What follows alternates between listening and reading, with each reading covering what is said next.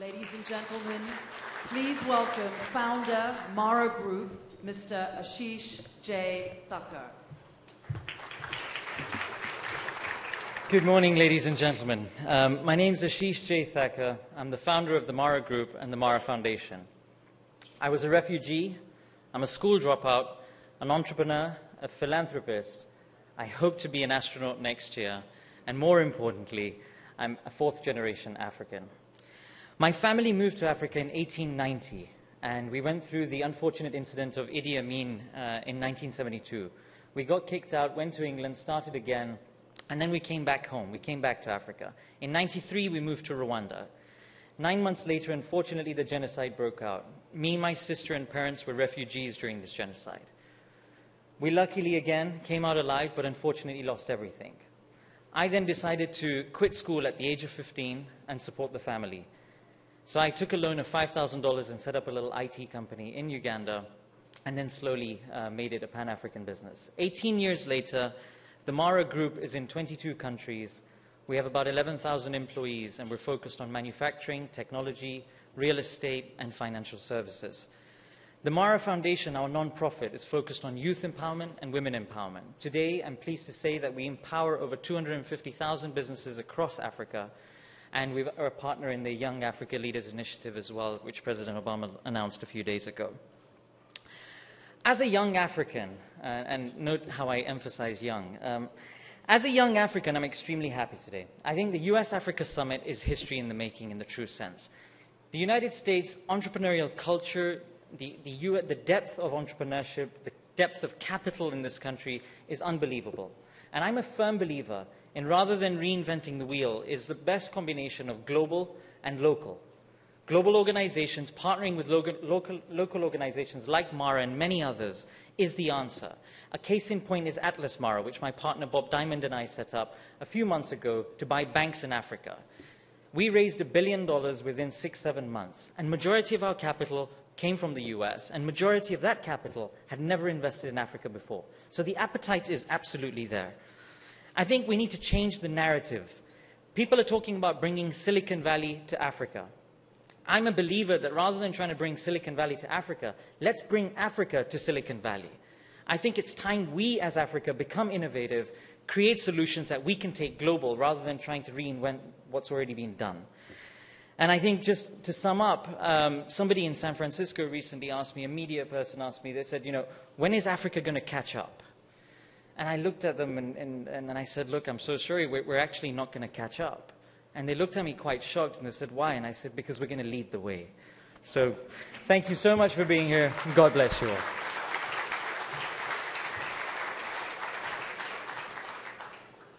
Ladies and gentlemen, please welcome to the stage President, Chairman, and Chief Executive Officer, the Dow Chemical Company, Mr. Andrew N. Liveris.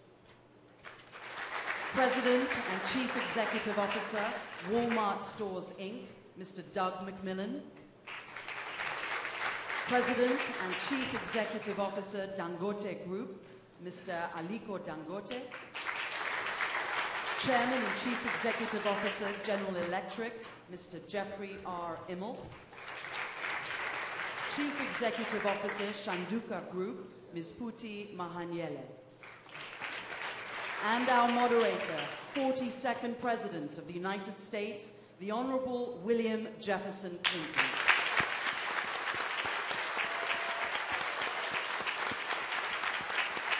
Thank you very much.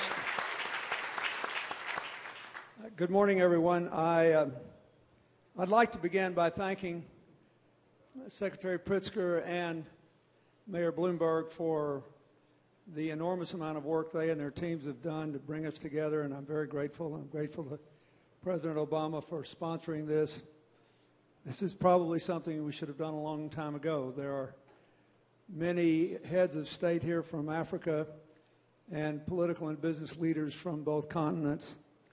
I do want to say that our thoughts are with the leaders of Liberia, Guinea, and Sierra Leone who could not be here today because they had to stay home to deal with the Ebola outbreak, and we wish them well.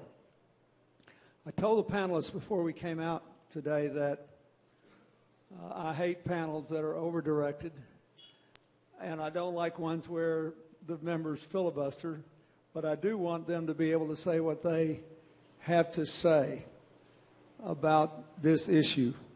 We all want more trade, more investment, better ties. It is generally known that Africa is going to grow as it has for somewhere between 5 and 7% as a continent. 6 of the 10 fastest growing economies in the world are in Africa. That it may go to 7 in this coming decade. The middle class is growing. But in spite of the $80 billion in foreign investment and the $400 billion in exports we'll see this year, 3/4 of those exports are still in oil and gas, metals, and diamonds. So the potential for economic diversification is great.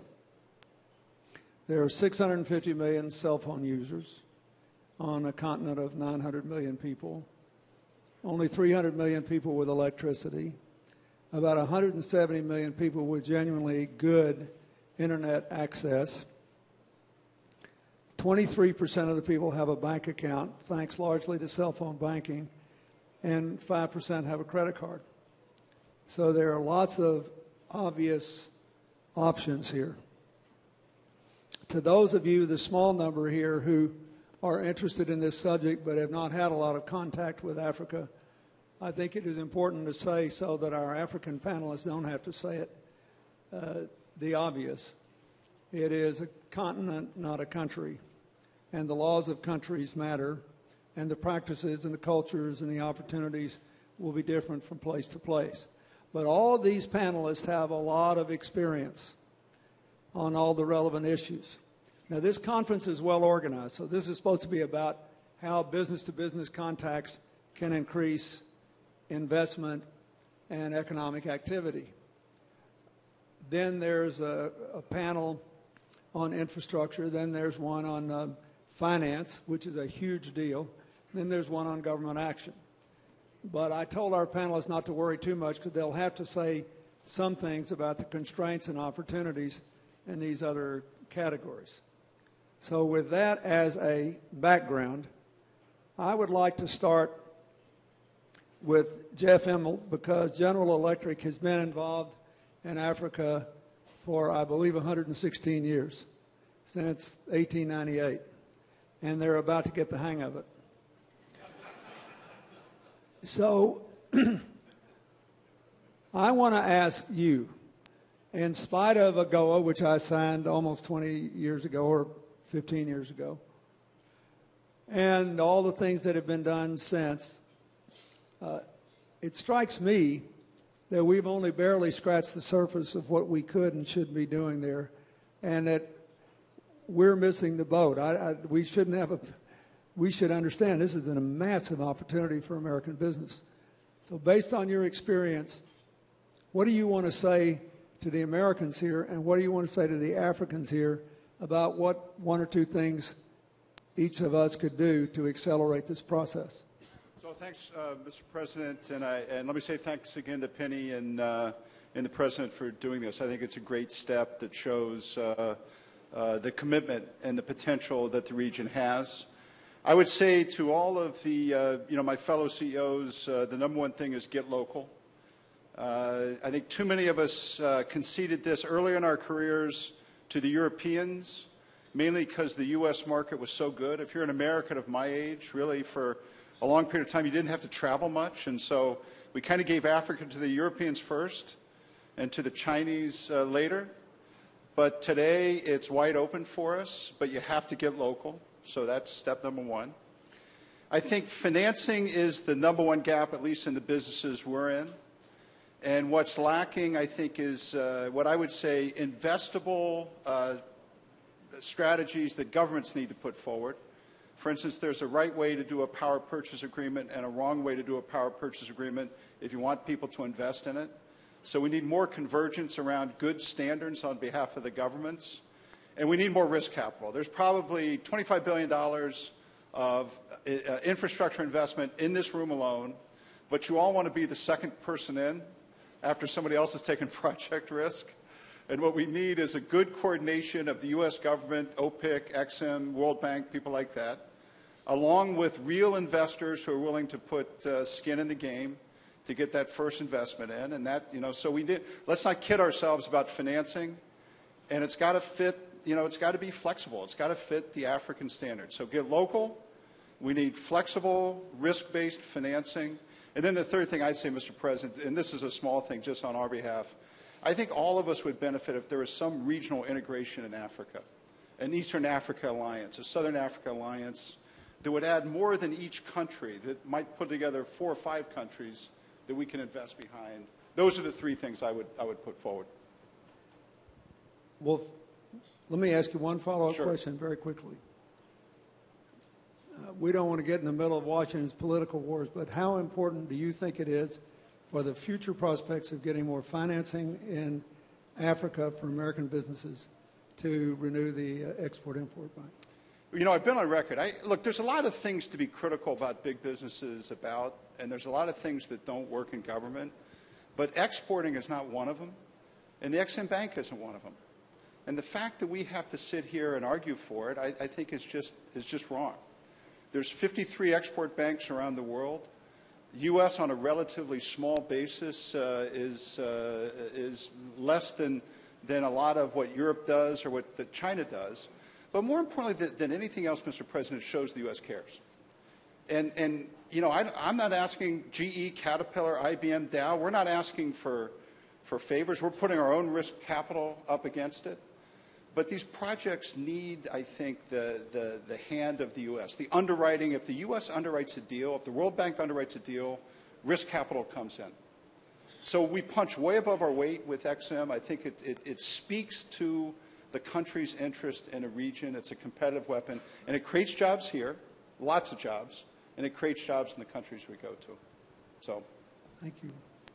Phuti, you have established some remarkable partnerships with iconic American brands. And I know from talking to you backstage that you've got some very clear ideas about what should be done. From the African side, what do you think could be done to accelerate the business partnerships, the flow of investment, and the creation of jobs? Mr. President, I think, thank you. Mr. President, I think more than just looking at what we as Africans can do, I think together what we can do is certainly look at areas that are challenging for us as African countries. And a key area for us is around the young people that we have in Africa. 15 to 25-year-olds in Africa make up 60% of the population of the continent today. And so a key issue is making sure that we have those people being educated to be able to contribute towards, the continued growth of our economies on the continent. And so in looking at our partnerships, and at Shanduka, we've been able to create partnerships with McDonald's and with Coca-Cola. That's been a key area for us.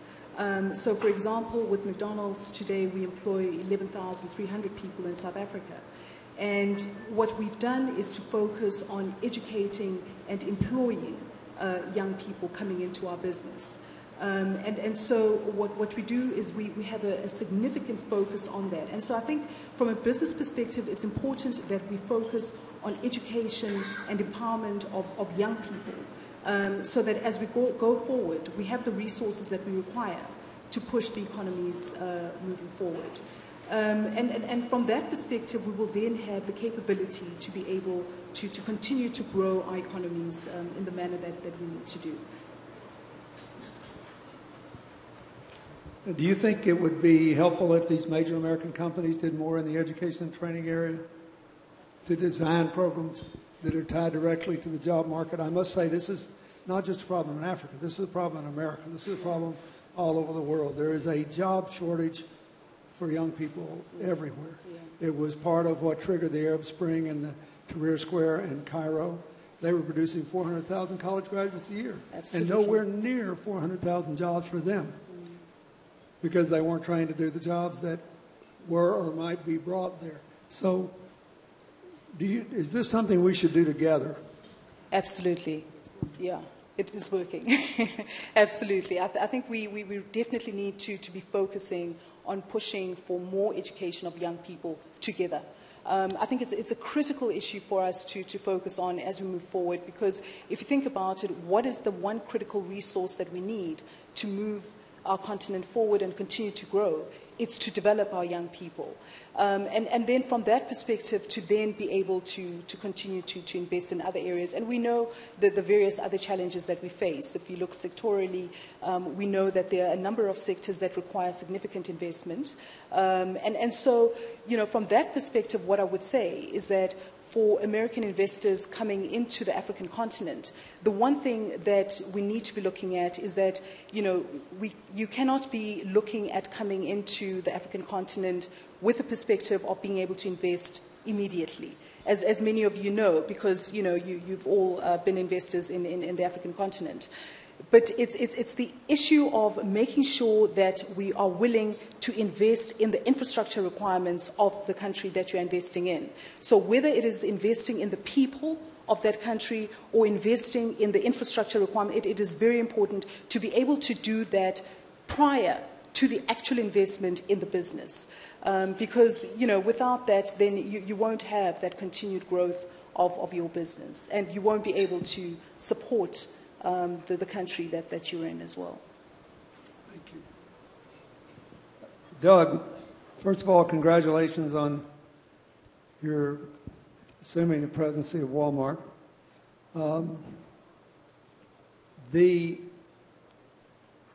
You made your move in Africa partly by acquiring a company, Massmart, and you are successful in this country and around the world in no small measure, not just because you source from people who give you a good price, but because you have a brilliant supply chain operation. I think, based on my own experience working on trying to get AIDS drugs, malaria drugs, tuberculosis drugs to people in the last mile, trying to help very small farmers become part of a competitive market, that these supply chain issues are quite profound, but they should create an economic market. So talk to me a little about why did you go into Africa by buying another company first, and what's your take on this supply chain issue and whether it's both an opportunity and an obstacle to future investment? It is the issue for us, and would love to talk about it. First of all, thank you for having us. We're just so honored to be here. I'm excited about Africa. Started going a few years ago, leading up to the acquisition that we made. And as we look at what we're trying to do in Africa, we are simply trying to provide customers access to fresh produce and other items at a great value. To do that, we've got to have a great supply chain. And in the case of Africa, we're taking some of the learning that we've experienced from Latin America and other parts of the world to invest and supplement in areas where it's needed. But all of us need to be doing that. We want to be able to take fresh produce, for example, and reach to small and medium holders, enable them to be more productive in their yields, to provide pack houses where they need them, to put the pieces in place to create the system that supplies the store, which also creates great jobs for both value-add goods as well as more commodity-type items, to lift the whole thing and have a system that works. So for us, it's a long-term proposition. We invested $2.6 billion in 2011, and that's just the beginning. And what we are expecting, and the reason we made the investment, is that we think the whole region, not just South Africa, but sub-Saharan Africa, including Nigeria, Kenya, and so many countries around the continent, are going to do the right things to create the right rules, the right transparency, some of those infrastructure investments so that the whole thing works. And we want to do our part. One of the side benefits that we've seen already is that we're tapping into those sources of supply for produce and even things like wine and exporting them out of Africa and selling them in places like the United States and the UK. And one of my favorite stories is about a couple of sisters who came back together after apartheid and formed a winery. It's called Seven Sisters Wine, and we're selling it in 500 U.S. supercenters and have sold about 5,000 cases so far. We never would have found them if we didn't have the presence in Africa. Andrew, what's your take on the future of manufacturing in Africa? It's going to be one of the things I think is worth pointing out is while manufacturing is the single most rapidly growing sector of the economy in terms of annual productivity growth, therefore every year fewer people can produce more stuff, whatever that stuff is. The multiplier effect of manufacturing jobs in every society on earth is quite high. And if we get better infrastructure and if we do better with the supply chains, and we should be able to build manufacturing centers. But as Jeff said in his opening remarks, one of the things that has not happened within Africa is that the original promise of ECOWAS and SADC and the East African community and the NEPAD to have basic multinational continental marketing and open markets and more free trade within Africa, I think is slowing down a lot of manufacturing investments that might otherwise come. So talk a little about that. What do you think we ought to do about that? And what can this conference do to help? Thank you, Mr. President. I add my thanks to being invited here. And Dow doesn't have quite as long a pedigree in Africa as GE, but we've been there 60 years. And I think we all cut our teeth in learning on South Africa and in the many decades of South Africa's forward progress. The one thing that we haven't discussed yet on this panel, that big companies like Dow who bring their, and Walmart and GE bring their supply chains to Africa also have to face the continent's philosophies and practices beyond governance and bad governance and beyond aid and how to use aid with how to address poverty. There is still a pie there that is expanding, but it's leaving a lot of people behind. And as you know, income inequality and jobs for youth and youth employment in general that you both touched on is the sine qua non issue of most developing nations. And the solution space we've been getting into here, like clustering, like free trade, like all the things you mentioned, I think designing an economy used to be thought of as a bad thing, you know, in making industrial policy and all that. I've been trying very hard across the world in my many travels with emerging nations to use Singapore, use Thailand, use a few other countries that have advanced their economies and generation skipped. And actually, you're not going to have to go through the learning curve of the United States and other industrializing nations of 100 years ago. You can generation skip, avoid the pollution, really create job multipliers, supply chains of the type you mentioned, 5 to 8 to 1. And instead of being a raw material exporter, which is obviously where you start first and where the Chinas get interested in you, American companies of the type that we are, especially GE and Dow, we bring value chains, we bring training, and we bring actually that technology to you early through local partnerships. And we actually prefer the local partnership model. I'm an Australian, as you know. I joined Dow with this vision of doing it in Asia, and we did it very successfully. We have 86 joint ventures around the world, in fact, where we prefer to be in those joint ventures. And I think this whole notion of going local and then creating clusters around advanced manufacturing needs to be brought to a nation state. If it never clusters, if it never creates regional clusters, so be it. But at least within countries of size, like maybe a Kenya, in fact, we have worked with the Kenyan government to, in fact, do exactly that. How would you approach designing this economy such that you can take advantage of the most important resources you have? Of course, you have agriculture, and you've got to bring that into the modern century and not waste food. But how about your people? How can you organize yourself so the infrastructure does get built with the precious capital you do raise? How can you actually, if you build it, they will come? How will you take on that mentality? And they're doing it in Mombasa and having actually a free trade zone and a port and actually building some industrial clusters, which is the beginning of these supply chains. And you can't solve it overnight. This is a generational move. You have to come in with the training programs at the grassroots level. As I speak, I have 41 Dow people and IBM people in Ethiopia training local students on actually how to do some of this stuff, working with NGOs so that, you know, in the schools. And I think these partnership models, and then, of course, this is for Africa by Africans. So going local as fast as you can means reverse training. I think the great American model, the great American enterprise, has figured out how to go local around the world by bringing value chains and actually creating jobs. Advanced manufacturing, in a way, it destroys jobs. So what you've got to do is you can't do what we used to do. We're going to go steel, cement, petrochemicals, basic industries. That's not enough. you've got to really figure your way through advanced economy development learning lessons, like how do I complete an aviation supply chain, like Morocco has done. They've done that. They've got a huge aerospace industry there. There's a whole supply chain that goes with aerospace that they've been able to build and employ people. And, this is really, we call it an advanced manufacturing plan. We work with governments to do that, and that partnership model, business, government, civil society, NGOs, working with schools, is the only way forward. And I believe Africa can generation skip if it does this faster than the learning curve of previous countries. Well, just to follow up on that, I'll try to not editorialize too much, but I have to say this. I think that one of the great opportunities that the African leaders and business leaders have here is to add the value of their own natural resources before they leave the country, before they leave the region, before they leave the continent. And I think we really should, we need American investment funds, and there'll be several represented here, and there are lots who aren't here who are interested in Africa, to look at this value-added proposition. I was talking with the group last night about the work we did in Rwanda to try to, bring them a coffee roasting operation. We sold all that coffee for years at fair trade prices, but they were just coffee beans. Once we could roast the coffee and market it to the world, it made a huge difference.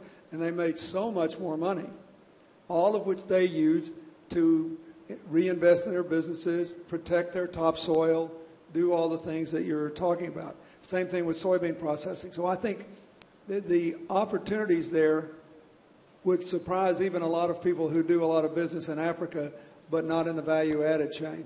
There are lots of opportunities there. Just the one example, your coffee example, cassava. Cassava is the crop of choice, starch of choice in Africa. They are not very good at producing cassava. So you can do research to help them complete the cassava supply chain in Africa. And we're doing work in Nigeria right now to replace wheat flour in bread with cassava.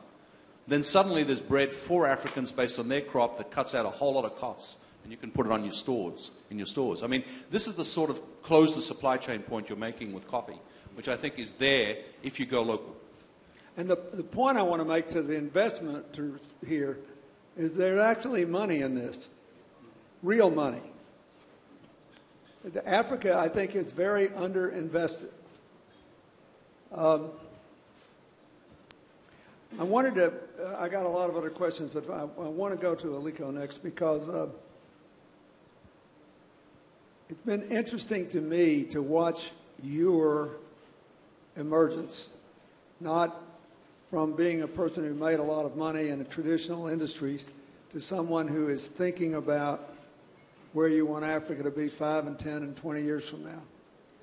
And we were talking about Nigeria before we came out and how fortunate we've been, at least knock on wood so far, that notwithstanding the political turmoil in the north, which sometimes creeps into the middle of the country, the Lagos region has pretty much been able to operate and continue to grow at a very, very brisk rate, which is highly important for all Africans if you're going to build a continental model, because there are more people there than anywhere else. So just tell us what you want potential American investors to know, what you need the most, and what you think you and your fellow Africans should do to help us build more partnerships. Thank you, Mr. President. First of all, it is great, to be here. Well, I think there's quite a lot, to be done. I think this forum will help in terms of bringing people together, in terms of bringing both Africans and Americans together for us to know ourselves.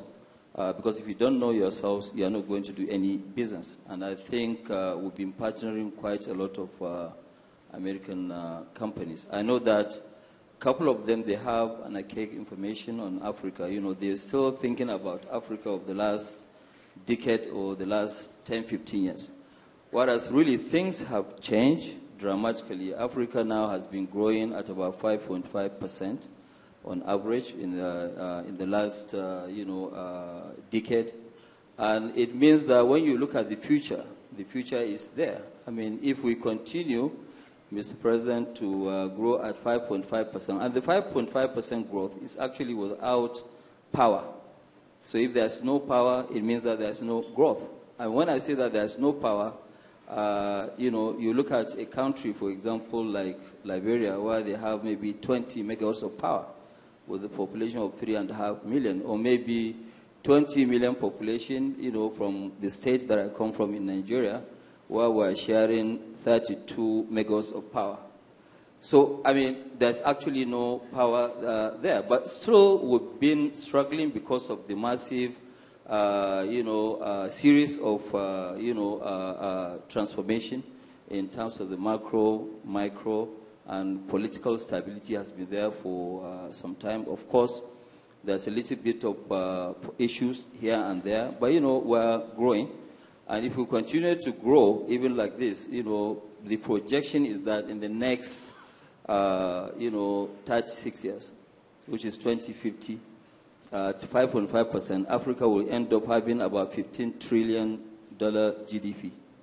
So, it's going to be a great story. We're growing very, very rapidly. And as you know, yes, there are a lot of perceived risk. People only talk about risk. But majority of them, they are perceived risks because people don't know the story.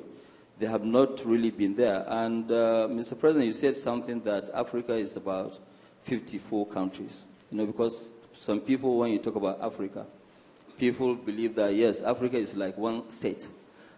Somebody like me, I need about 37 visas to move around in Africa. So for somebody coming from Ethiopia, he needs 78% of the countries to get a visa and move around.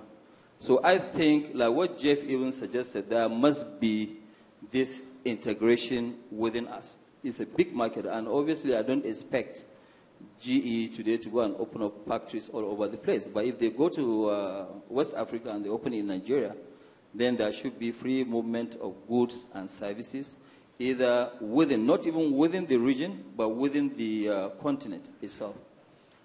With us, we have looked at this and we have realized that there's quite a lot of opportunities in terms of investment. What are these opportunities? We've interacted with a lot of companies, and most of these companies, they're eager to go to Africa and invest. But the only thing is that they don't have the partners who really know Africa to invest with. So a lot of, most of these meetings that we've been having, I'm sure a lot of American companies must have actually zeroed down on one or two companies of which to partner with. And Mr. President, I would like to, announce that, for us at Dangote Group, we actually have two major partnerships, one of which is the biggest, the partnership of Dangote and Blackstone. We have signed an MOU, which will be announced today. We're investing $5 billion jointly in power infrastructure, and infrastructure across sub-Saharan Africa. And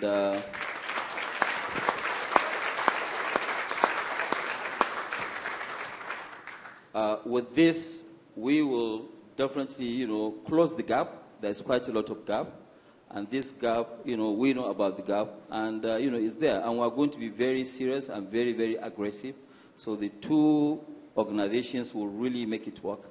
And the second one that we have is with Carlyle. We have $1 billion, which is to invest in petroleum refining and also agriculture, petroleum refining, agriculture, and financial services.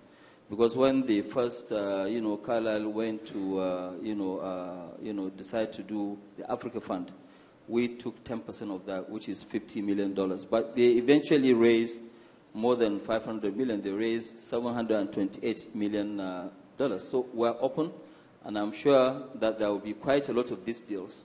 And I hope somebody will be out there to beat this $5 billion of our investment. Just remember who sells power generating equipment. Yeah, we do.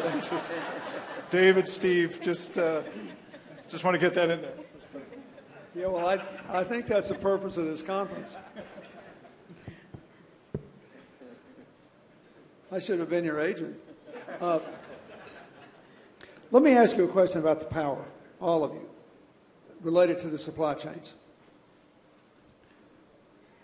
And again, it's only based on my experience in 2 or 3 countries where we do business development work through the Clinton Foundation and our partners there. But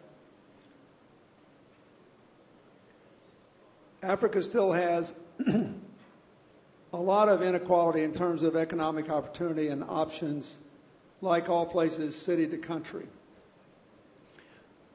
The one thing that has spread like wildfire, as it has all over the world, is cell phone technology, which is why you've got as many as 23% of the people having a bank account, because of the cell phone technology. And potentially you could have 2/3 of the people banking just on their phones, which is essentially what we're doing in Haiti today. And to some extent, at least based on my experience, where we have to have some power source to preserve medical tests, for example, when we try to build health clinics in rural areas. We need a combination, if we want to accelerate growth and make it even, of centralized power off the grid and distributed power through solar, wind, and biomass or solid waste. You do both. So what's your take on that? If you were the energy and development minister of any African country with a substantial rural population, would you pursue a dual strategy? And if so, what are the implications of that for investment funds and American companies wanting to do business there? So I would say, Mr. President, you need both. So you've got roughly 100 gigawatt deficit of electricity in Africa. So it's just pervasive. I think the grid is not going to be invested in quickly enough. So I would advocate maybe leading with distributed power. You've got to solve for the gas availability issue. So, you kind of start with fuel. You've got countries that have hydro capability, and so hydro should be a real option. You've got countries that have natural gas, and the issue should be to get the natural gas priced the right way that you can put it back in the system, get some pipeline or rail infrastructure to do distributed power. You've got countries that have wind capability like Kenya, Tanzania, where wind can be applicable. And the sun shines in most places, so distributed solar is not going to solve Africa's challenges. So I would pick the countries that can get gas, do both large and distributed gas. The countries that have hydro, do hydro.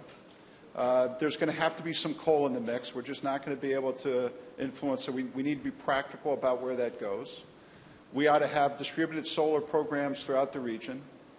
And I think it's going to take a multitude of different things. But every government in this room should have a very transparent energy policy, and you should have a very transparent financing scheme.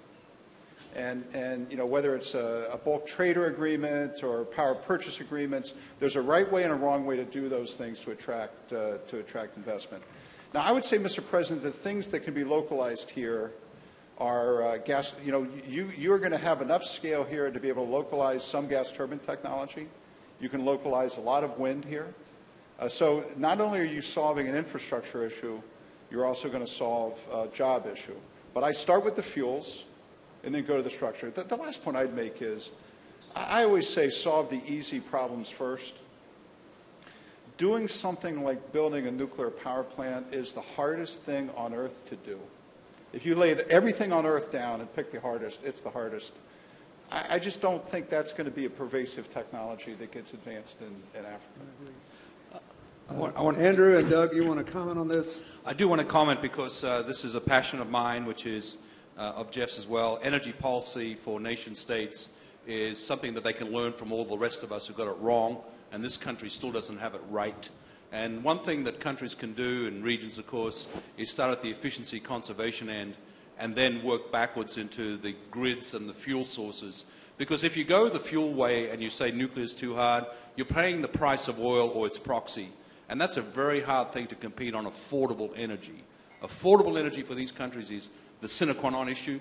because you're not going to get all the things that we want from competitiveness and job creation unless it's affordable. So start with the BTU you never ever use rather than the one that you create and pay too much for. So national building standards, generation skip in terms of smart city designs, like many companies are putting in place now. Work out your traffic patterns, work out your logistics, the whole notion of energy use in buildings. We waste 40% of the energy we use in this country through bad buildings and lack of national building codes. If you can, in fact, intervene at the use level and work your way back into the fuel sources, okay, and if you're fortunate enough to have your own natural gas, which is, of course, the cleanest fuel you can burn, then use that domestically before you end up exporting it for the one-time gain that you end up getting. Or if you do that, bring that money back and do something wise with it in terms of using it within your economy rather than letting it get diffused away. I think this is all of the above energy strategy in my definition, Mr. President. Well, let me just say before we go on to Doug,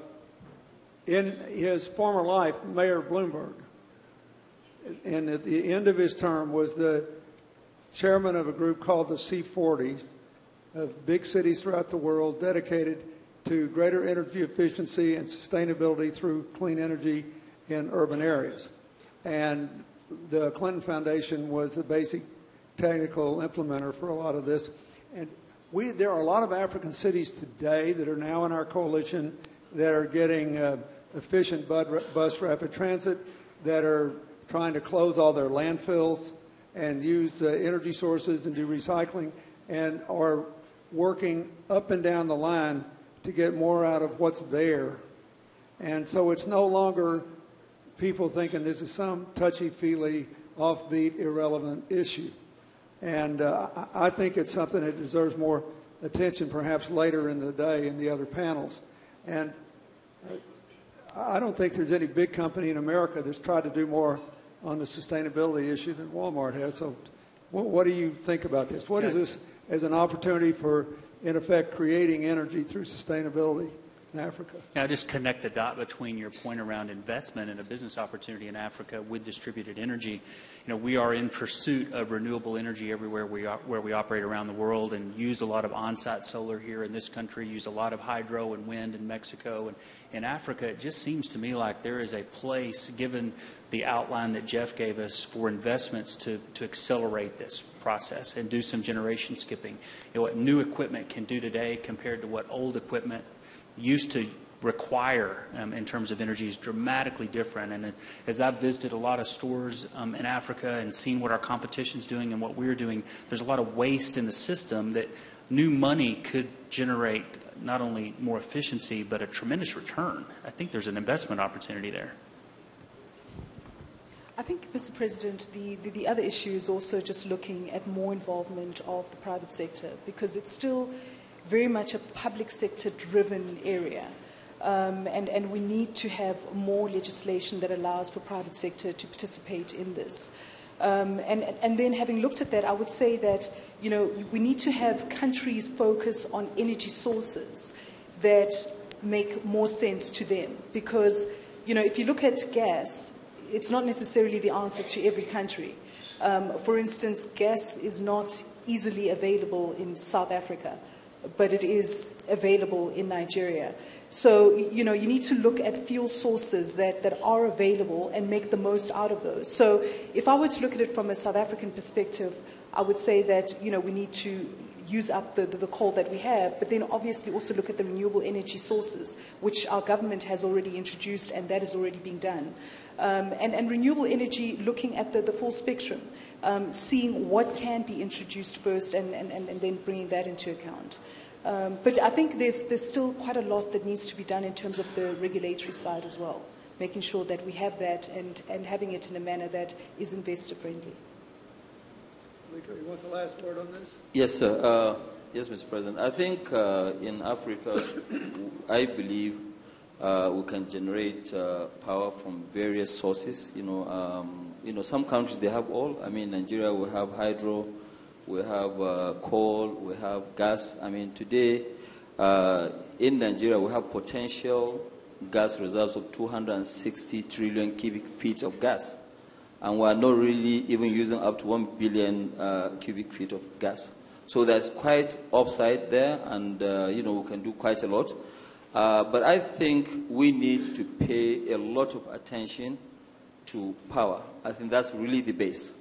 Because if we really want to have inclusive growth, most of these small and medium enterprises, they are not going to work unless we have power. I'm not really marketing for Jeff, for G, but I think... Feel free. Okay. I think it's something that we need to do. I mean, it is very important and critical. Secondly, with this, our interaction between Africa and United States, I personally believe that it is very important and paramount to extend and renew Exim Bank's status. You know, because today, a lot of countries, what they are doing is that they have what you call credit in terms of when you want to buy equipment. And America today is very competitive because of the cheap energy that you have. It is very, very competitive because labor component in manufacturing is not much. It is the energy. So American equipments, they are very, very competitive. If that is not renewed, I think there will be a bit of an issue. First of all, we're all having a vigorous agreement on this. I find it amazing. Economics is not theology. And if you're running a country, you've got to try to create an opportunity for all your businesses to be competitive.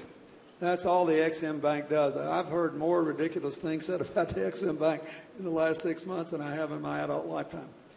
I also believe it's very important to extend AGOA and to improve it. I think we could do AGOA in a way that would encourage more economic diversification in Africa.